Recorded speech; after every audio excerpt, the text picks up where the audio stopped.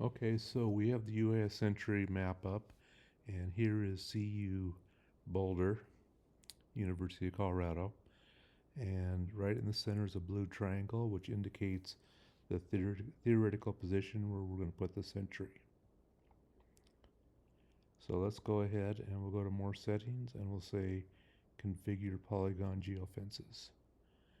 Let's go to satellite mode and we'll adjust the range that we think the receivers will definitely get to about 2 miles. And that is indicated by the red circle.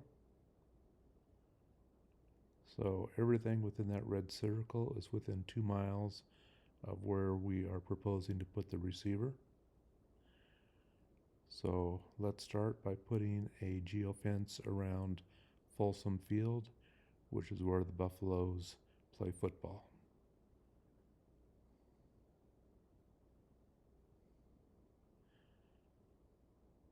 So let's put the first geofence right along the perimeter of the stadium. So we just go around the map and click where we want the polygon to be. And this can be changed at any point in time in the editor. So it's done. We'll label the polygon Folsom Field and we'll give it an alert level of 90. So let's add another perimeter around Folsom Field a little further out.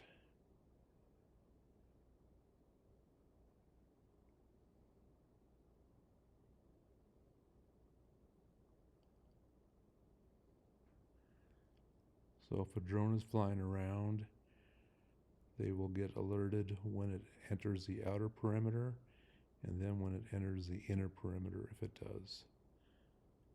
So we'll just call this Folsom Field outer, or outer Folsom Field, and give an alert level of, let's say 85.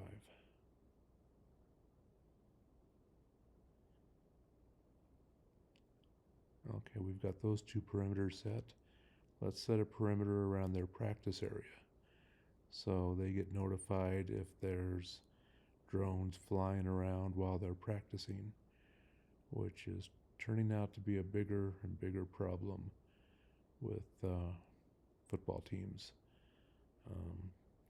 Possible people from opposing teams might be there video or filming their practice from a drone and gaining an unfair advantage. So we'll set up an outer perimeter around the practice area.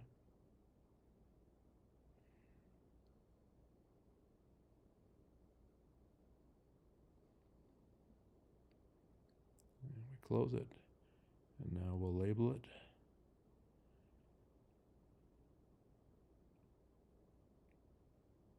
Outer practice field.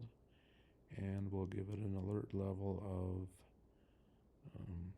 let's say 75. So let's set an inner perimeter around the actual field, just at the border of the field.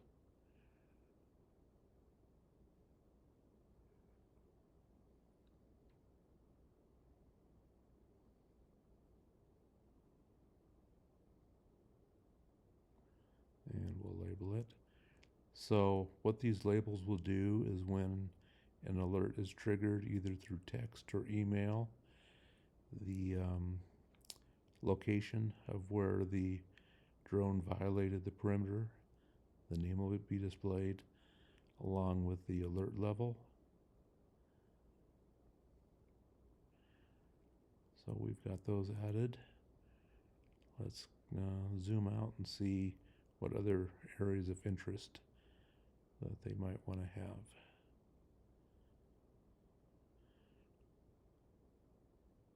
So actually there's Boulder High School. That's off campus, but since it's within range of our receiver, let's go ahead and just put it in.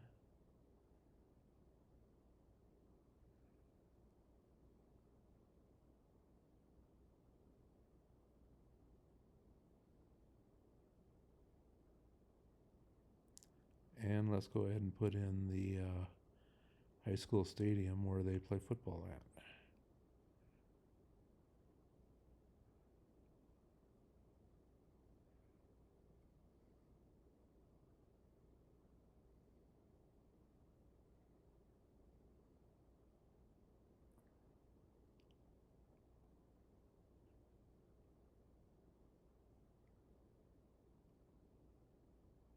And we'll give it an alert level of 50.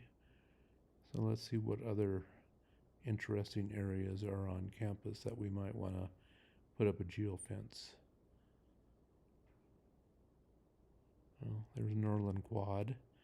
That looks like an area where large groups of people may hang out. So we'll put a geofence around that. And each one of these geofences, like I said, can be edited after the fact or deleted.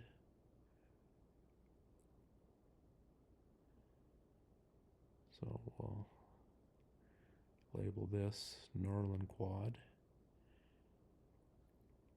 Give it an alert level of 40. And let's find some other There's another large area that people may congregate, so we'll put a geofence around it.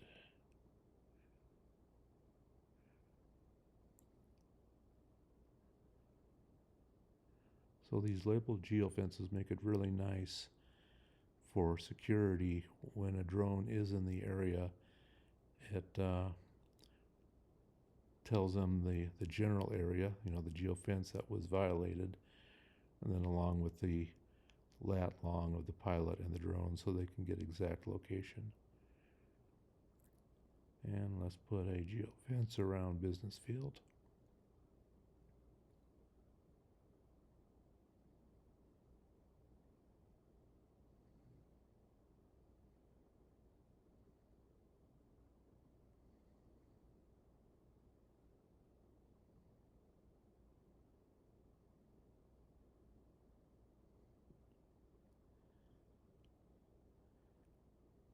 And just for the heck of it, let's put one geofence around the entire campus.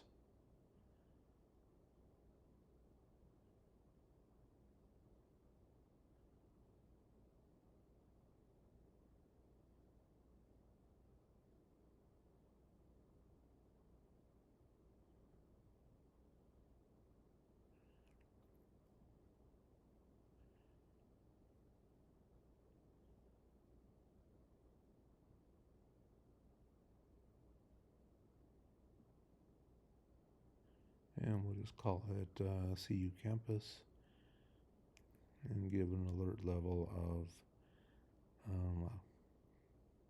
don't care, let's pick it, let's say 60.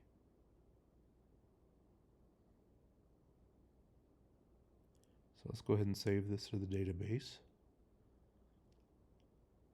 And now let's simulate some drones flying around. So we'll click there and it says, it's outside of all the polygons. We'll click there, it's inside one, it's inside 2 polygons, inside 3. So this is a good way of confirming that everything is set up right. There's a checkbox that says send data to cloud. If you click that, it actually uploads it to the cloud with a simulated remote ID, and you'll get text and email alerts if appropriate. Let's go back to our map and let's refresh.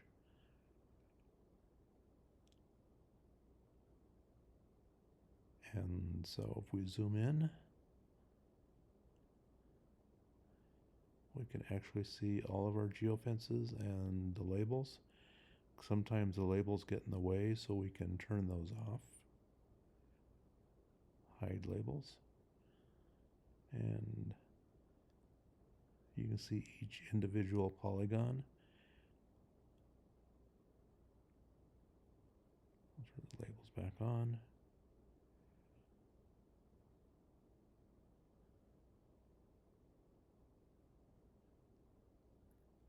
So you can see the the label of the polygon along with the alert level.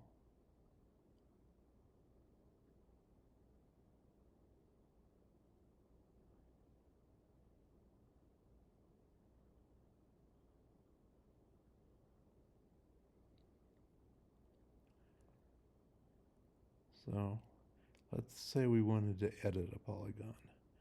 So we'll go to more settings, we'll say configure polygons, and let's say that one around the campus we want to put in a little dog leg.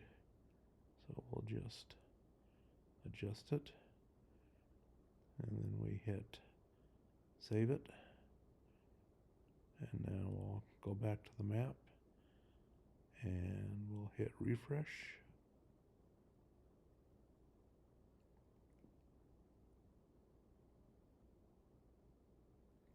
And once we zoom in, we should see the updated polygon for the campus. And sure enough, there's the minor dog leg that we put in. So that's pretty much an example of how you add and edit geofences that are in the shapes of multiple polygons.